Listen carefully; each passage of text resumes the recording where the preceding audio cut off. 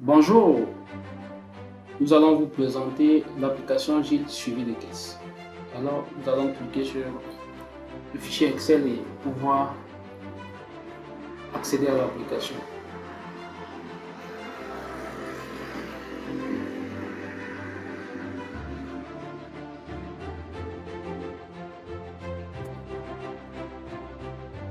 Voilà. Une fois le fichier ouvert, vous aurez donc cette interface qui va s'afficher. Bienvenue sur Gilles Suivi de caisse. Choisissez oui pour vous connecter ou non. Oui pour créer votre compte autant pour moi ou non pour vous connecter. Donc dans notre cas, on va prendre le cas de la création d'un compte. Vous avez donc la fenêtre de création du compte qui va donc s'afficher. En ce moment, je vais cliquer sur, je vais pouvoir mettre mon nom d'utilisateur que je voudrais travailler avec, c'est au choix. Donc, je vais pouvoir aussi renseigner le mot de passe, sauf que le mot de passe est essentiellement fourni par l'entreprise Gilles Service. Donc, bien vouloir nous contacter pour le mot de passe si vous en avez. Donc, on va donc pouvoir ici mettre le mot de passe et cliquez sur s'inscrire. Alors, si vous avez déjà un compte qui est créé, ça va vous signaler. Si ce n'est pas le cas, la création du compte va effectivement se faire. Donc, on va créer, on dit utilisateur déjà créé, veuillez vérifier votre mot de passe et vous connecter. Donc, l'interface création de connexion va donc s'afficher en ce moment. Donc, nous allons tout simplement mettre les informations de connexion et rassurez-vous que vous avez respecté la casse utilisée lors de la création de votre user ou nom d'utilisateur et vous allez bien évidemment aussi respecter le mot de passe qui vous a été fourni. Donc en ce moment, je vais mettre le mot de passe. Vous voyez, nous avons pensé à la sécurité et nous avons crypté le mot de passe, nous avons codé l'affichage du mot de passe. Pourquoi? Parce que vous pouvez tout simplement perdre votre machine ou peut-être être volé. Et celui-là qui va prendre votre machine, si la machine aussi n'avait pas été sécurisée et que la personne accède à vos données, peut facilement accéder à vos informations. Vous savez, la caisse, la trésorerie étant très sensible, va immédiatement accéder à ces informations-là, ce qui n'est pas du tout bon. Voilà pourquoi nous avons donc sécurisé ces informations de connexion. On va cliquer sur connecter. Voilà, quand votre mot de passe ou le nom d'utilisateur n'est pas correct, alors vous allez donc recevoir cette fenêtre de notification. Alors vous avez 3 tentatives de connexion. Si les 3 tentatives échouent, alors l'application va tout simplement se fermer. Donc nous allons donc pouvoir ici renseigner le bon coordonnées.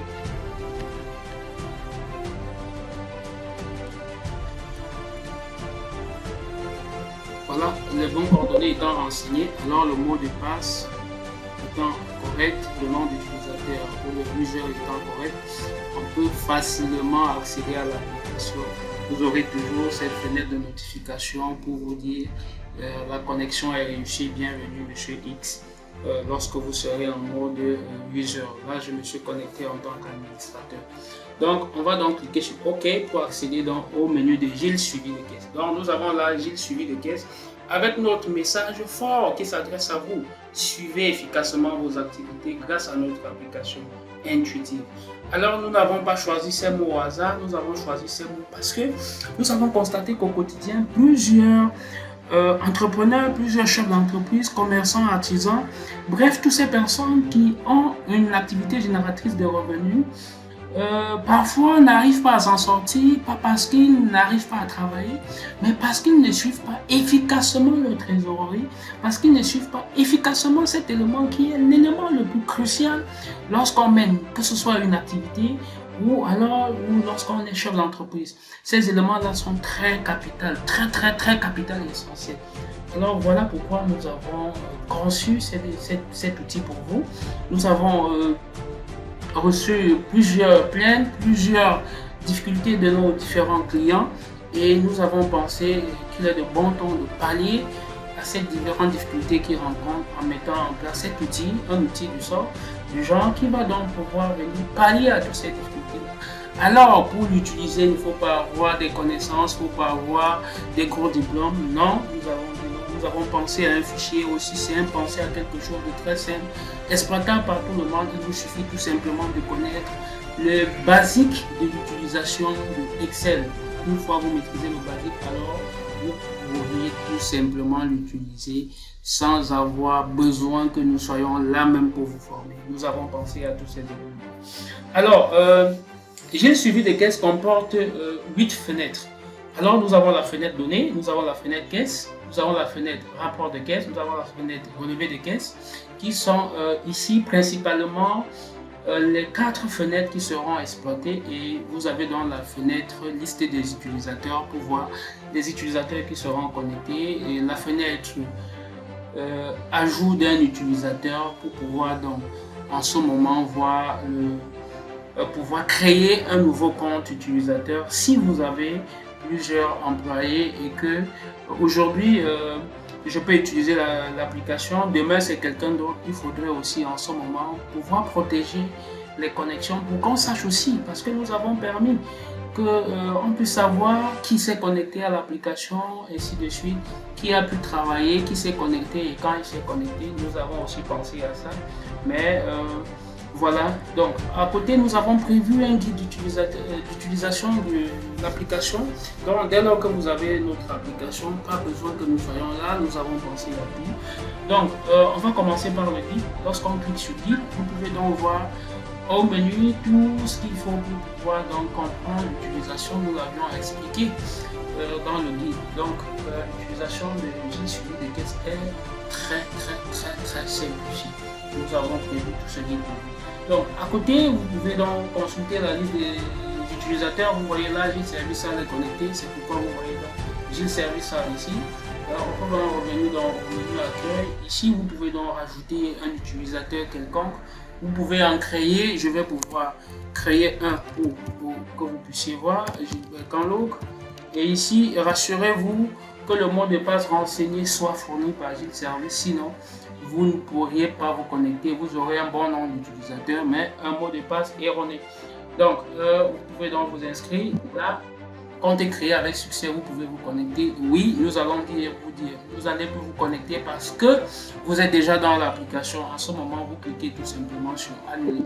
Et quand vous allez cliquer sur annuler, cette fenêtre va s'afficher. Fermez tout simplement OK. Et vous faites encore OK. L'application ne se fermera pas. Donc voilà, nous avons pensé à tous ces éléments pour vous. Donc, nous allons donc chuter maintenant sur les différentes fenêtres essentielles de Gilles suivi de caisse.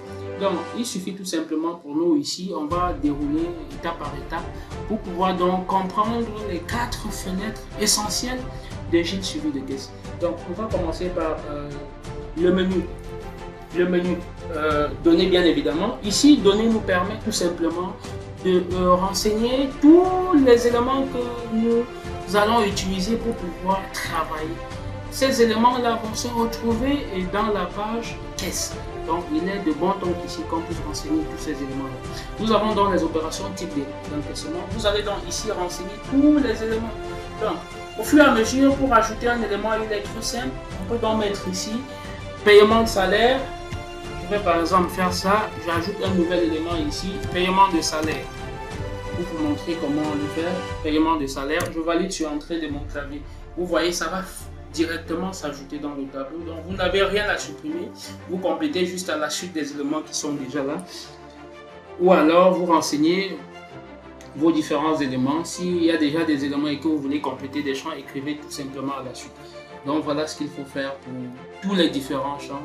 Ici nous allons faire un cas de test avec les clients, un fournisseur, oui, d'employés, machin, ainsi de suite.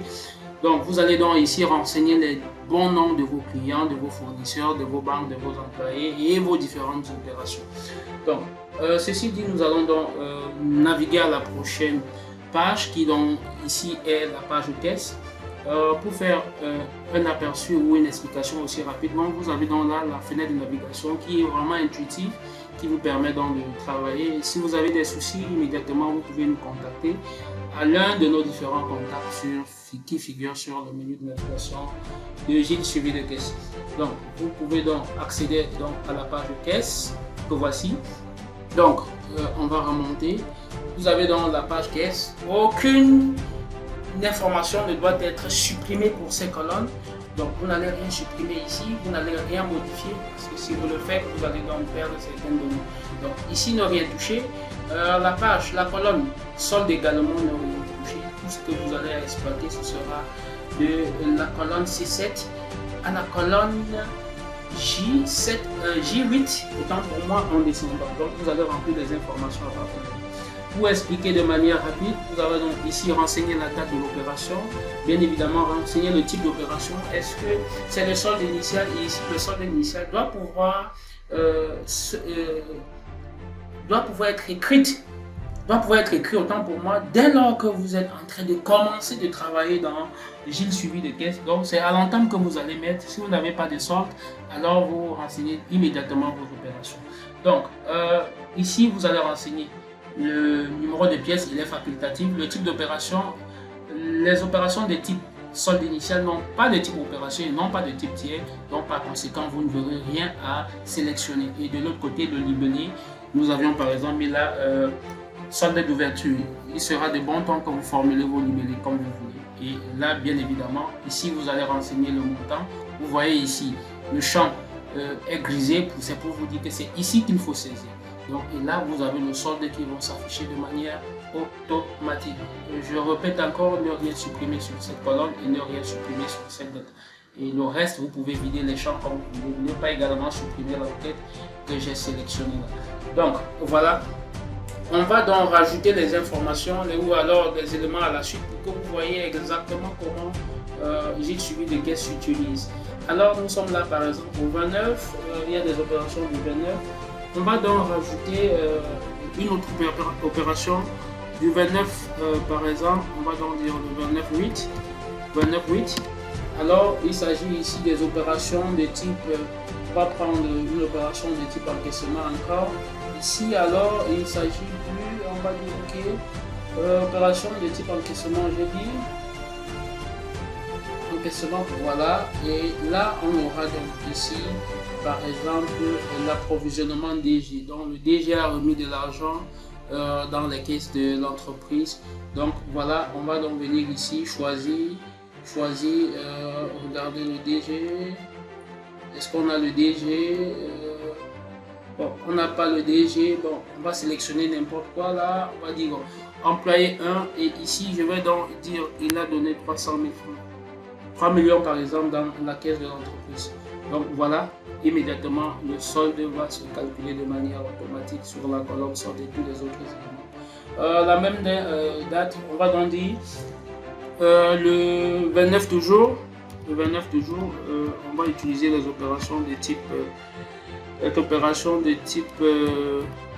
décaissement maintenant. Alors on a eu un décaissement, alors on va donc dire par exemple achat de marchandises pour un montant au fournisseur par exemple 1 pour un montant qui va donc s'élever à 2 500 000. Vous voyez, aussi automatiquement tout va être calculé. Donc ceci dit, voilà comment vous allez donc utiliser la page caisse de Gil suivi de caisse, et à tout moment vous pouvez donc utiliser le curseur pour revenir au sommet de la page. Donc vous avez les opérations de janvier 2025 par exemple au mois d'août 2025. Donc voilà par exemple. Donc ici, ceci dit, nous pouvons donc chuter à la page suivante qui sera donc le relevé de caisse, qui va donc vous permettre en ce moment de pouvoir exporter vos différentes données, vos différents rapports. Alors pour pouvoir donc utiliser l'extraction des données, il faut respecter les critères d'extraction ou d'édition du relevé de caisse. Alors qu'est-ce qu'il faut faire ici? Il faut tout au moins renseigner la date de début et la date de fin de l'opération pour que vous puissiez aussi extraire les données en cliquant tout simplement sur extraire les données, ou imprimer le relevé de caisse, ou exporter le fichier PDF, ou enfin exporter le fichier Excel. Donc vous avez là cet élément aussi qui ne devrait pas être supprimé, cette ligne de rien toucher, sur cette ligne là. Bref, du moins ne rien toucher, renseigner juste les colonnes ou les cases concernant les critères d'extraction. Donc ici par exemple nous allons sélectionner les opérations du 1er janvier 2025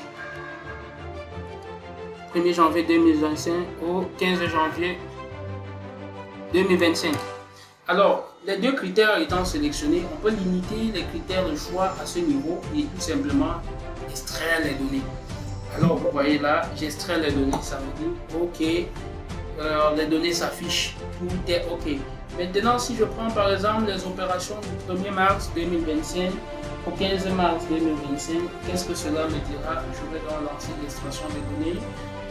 Cela me dira exactement quelle est une donnée trouvée parce que nous n'avions pas les données concernant les opérations du 1er au 15 mars 2025. Donc ici alors, on peut donc revenir sur les opérations précédentes, 1er janvier au 15 janvier, et on va lancer l'extraction. Voilà. Donc, on a l'extraction qui est terminée avec succès. En ce moment, on peut affiner. Nous pouvons dire qu'on a besoin des opérations de type d'encaissement. On va donc extraire toutes les opérations de type d'encaissement sur cette période-là et on pourra donc avoir ces opérations de manière facile. Quand l'extraction est réussie, vous allez donc ressources ces éléments. Vous pouvez donc descendre pour pouvoir donc lire les différentes données. On a effectivement jusqu'au 14 janvier, puisque le 15 on n'en avait pas. Donc voilà, je peux décider donc à ce moment d'affiner aussi par type d'opération. Alors on peut affiner par type d'entreprise. Il y a eu par type d'opération, je vous l'ai dit. On a eu les encaissements. Maintenant, dans les encaissements, on a des ventes marchandises. Je voulais savoir ce que représentent les ventes marchandises sur les encaissements qu'on a eu sur la période. Donc, on va donc dire ici ventes marchandises. On va extraire aussi les données. Voilà.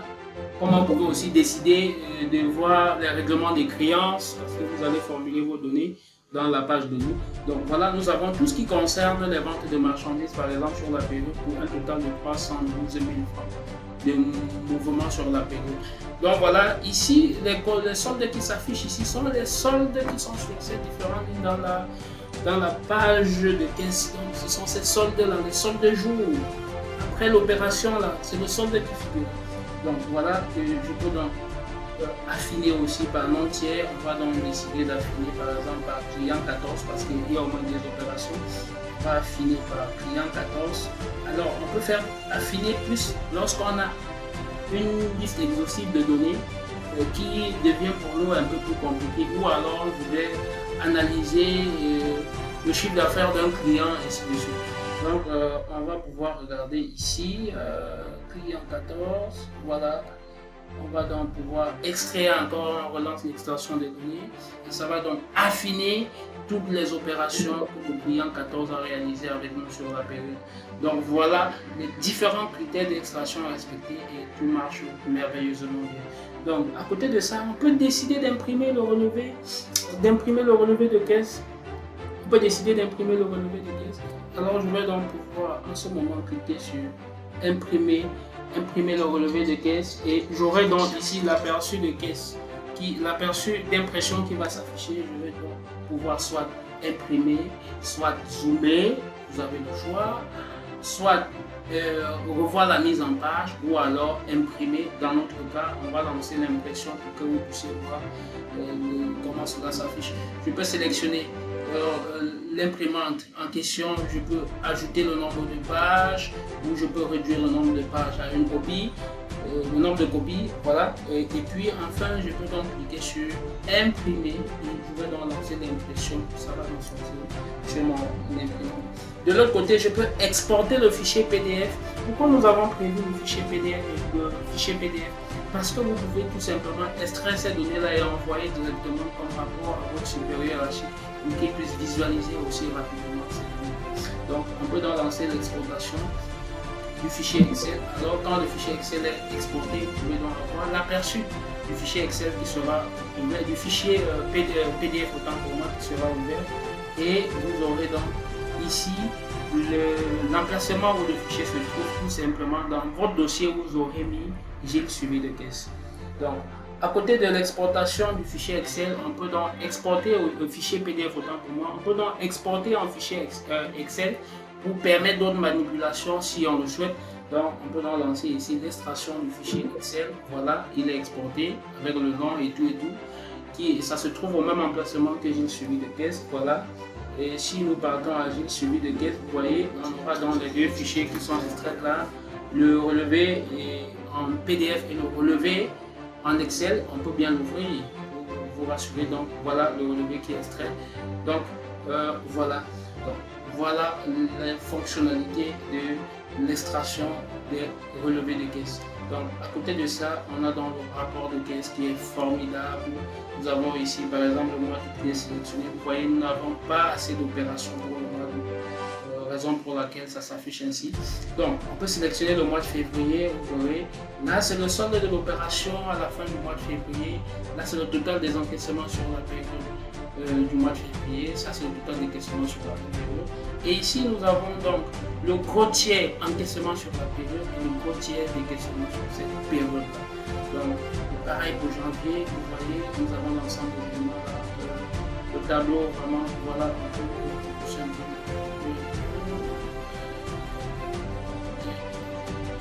Voilà.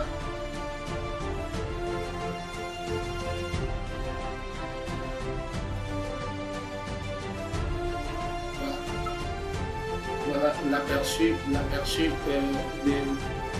du rapport. Donc, pour vous dire, lorsque vous êtes sur le rapport et que vous avez fait déjà des saisies dans la page caisse, alors en premier, actualisez toujours les données. Vous cliquez sur actualiser les données avant de faire toute autre manipulation pour que les données se mettent à jour. Donc, comment faire donc pour sélectionner l'entier, 3 périodes? Par exemple, nous avons janvier, février, mois. Pour pouvoir sélectionner les 3 au même moment, appuyez tout simplement sur la touche Shift de votre clavier et vous cliquez sur le dernier mois. Alors, les 3 périodes seront donc sélectionnées et vous verrez là. Donc, vous verrez là, vous serez convenu avec moi que le rapport de caisse s'affiche ainsi. Donc voilà, vous avez donc là le rapport de caisse qui va donc s'afficher aussi simplement. Voilà, vous pouvez donc visualiser le solde sur la période, c'est 2 480 000 et là, voilà, ainsi de suite, ainsi de suite.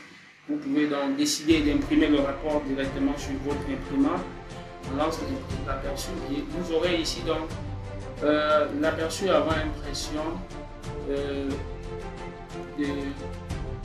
alors on va réduire le zoom. Donc vous aurez dans l'aperçu avant impression et vous pouvez tout simplement imprimer en faisant sur imprimer comme tout à l'heure. Voilà, l'impression est effectuée. Ou alors vous pouvez donc l'exporter en PDF et vous envoyer à votre supérieur hiérarchique ou bien vous pouvoir vous-même sauvegarder ces données.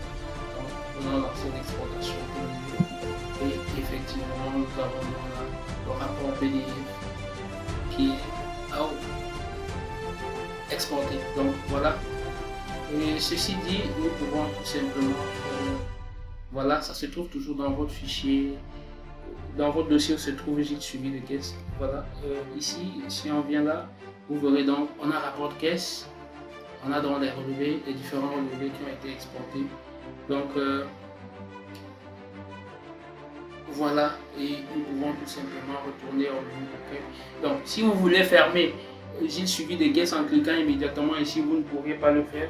L'application va vous renvoyer au menu accueil. Voilà, on va tenter, ça refuse et puis ça va nous renvoyer au menu accueil.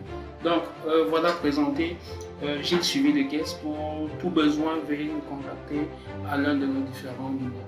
Merci.